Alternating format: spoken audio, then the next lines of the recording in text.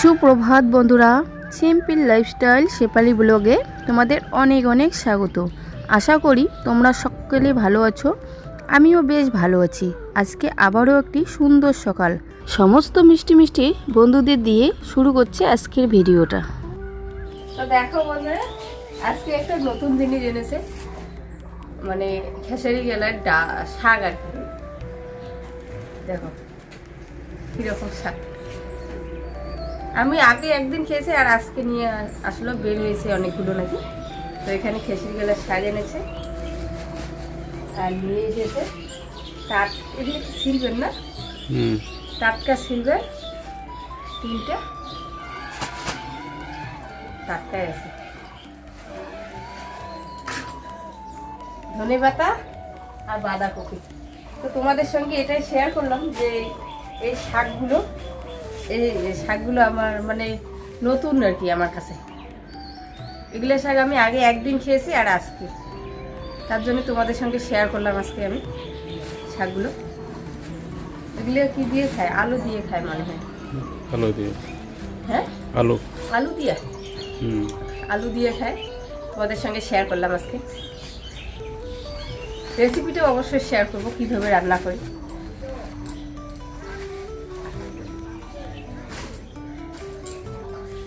এখন করব রান্না, তারপর মেয়েদের স্কুল এসে। আর সকালবেলা তোমাদের সঙ্গে শেয়ার করি না, দুদিন থেকে যার বললেছিলাম যে দুদিন থেকে কেন জানি না মাথাটা ব্যথা ব্যথা করছে, মানে একটা অস্বস্তি বোধ। তার জন্য একটু লেটে ঘুম থেকে ওঠা হচ্ছে, তার জন্য সকালবেলার কোনো কাজ শেয়ার করা হচ্ছিল না। এদিকে শাশুড়ি মা সব কাজেই সেরে রেখে দিয়েছেন, তার জন্য সকালবেলা কোনো কাজ শেয়ার করিনি। মানে 2-3 দিন থেকে টুকটুক টুকটুক করে মাথা ব্যথা করছে, জানি না কেন, তবু তো উঠতে হয়, কাজগুলো করতে হয়। তো এই হলো ব্যাপার। কিছু কিছু লোক আমাকে কমেন্ট করেছিল আমার শাশুড়ি মা মোটেই ভালো না। তো চলো আজকে আমার শাশুড়ি মা আমাকে কতটা হেল্প করে, আমার একটু যদি অসুস্থ হয় কতটা হেল্প করে তোমাদের সঙ্গে সেটাই শেয়ার করব। তো চলো দেখাচ্ছি এখন থেকে শুরু হলো আর কি, কতটা হেল্প করে।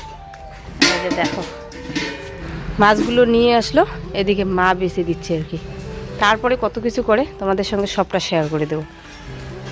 তো এদিকে মাছগুলো আগে বেছে নিচ্ছে, তারপরে অন্য কাজ করবে, তোমাদের সঙ্গে সবটা শেয়ার করবে। মাছগুলোকে মানে কেটে বেছে ধুয়ে নিয়ে চলে এলো, আমি শুধু ভাজা করে নিচ্ছি। আর মেয়েরা খাওয়া দাওয়া করে স্কুলে যাবে, তার জন্যই একটু তাড়াহুড়ো। শাশুড়ি মা আর কি কতটা হেল্প করে সেটাও তোমাদের সঙ্গে শেয়ার করব। তোমরা তো কমেন্টে অনেকেই বলো যে শাশুড়ি মা মোটেই ভালো না। একজন বয়স্ক মানুষের নামে খারাপ কিছু বলতে না আমার রুচিতে বাধে। আর যতই যাই হোক, আমি কারো নামে কোনোদিনও মানে খারাপটা বলতে পারি না। আমার শাশুড়ি যেমনই হোক না কেন আমার কাছে আমার মায়ের সমান। আমি যতটা ভালোবাসা দিই ঠিক ততটাই ভালোবাসা দেন। আর এটা আমি আগেও বলেছি, ভালোবাসা দিলে ভালোবাসা পাওয়া যায়। আমার শাশুড়ি মা সবসময় আমাকে এভাবে হেল্প করেন। তো এভাবে সবসময় না করলেও মানে মাঝে মাঝেই করেন, কারণ আমি যদি অসুস্থ হয়ে পড়ি আমাকে বেশ অনেক কাজেই করে দেয়। অনেক কাজে বলতে একদম রান্না থেকে শুরু করে বাচ্চাদের মানে খাওয়ানো থেকে শুরু করে সবসময়।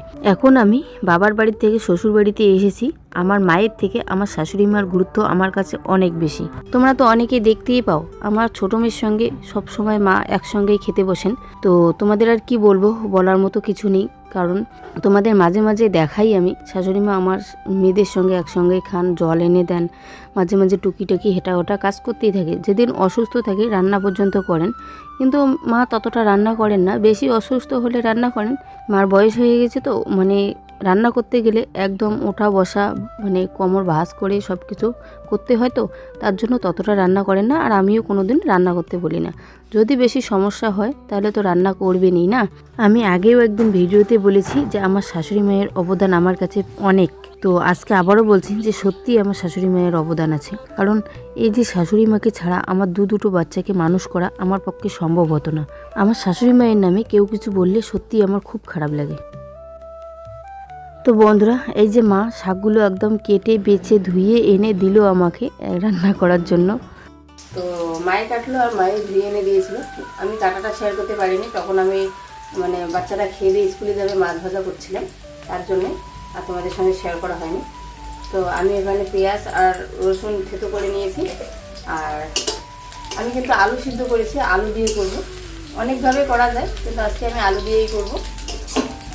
এমনিতে শাক করাও যায়, আবার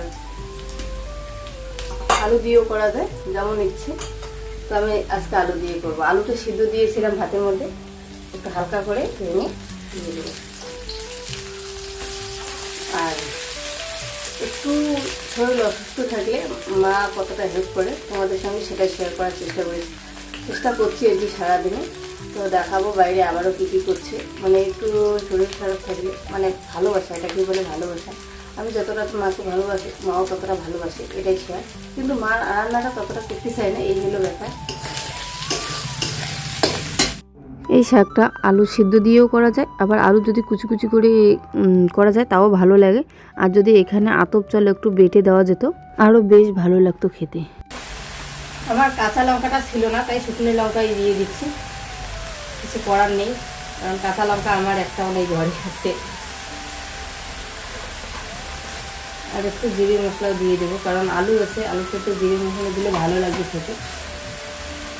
আমি যেরকম রান্না করছি সেরকমই তোমাদের সঙ্গে শেয়ার করছি। তোমরা কিভাবে রান্না করো এই শাকটাকে প্লিজ আমাকে কমেন্ট করে জানাবে। তাহলে আমার যদি দ্বিতীয়বার শাক আনে তাহলে আমারও রান্না করতে সুবিধা হবে। ভালো করে ভেজে নিয়ে একটু জল দিলাম, তাহলে সিদ্ধ হবে শাকটা, খেতে ভালো লাগবে। নয়তো সিদ্ধ না হলে ভালো লাগবে না খেতে। একটু সিদ্ধ করে নিয়ে নামিয়ে নেব।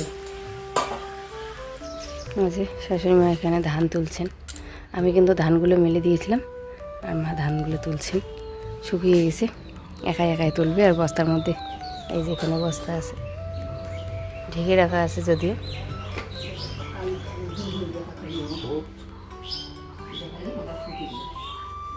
শুকিয়ে গেল।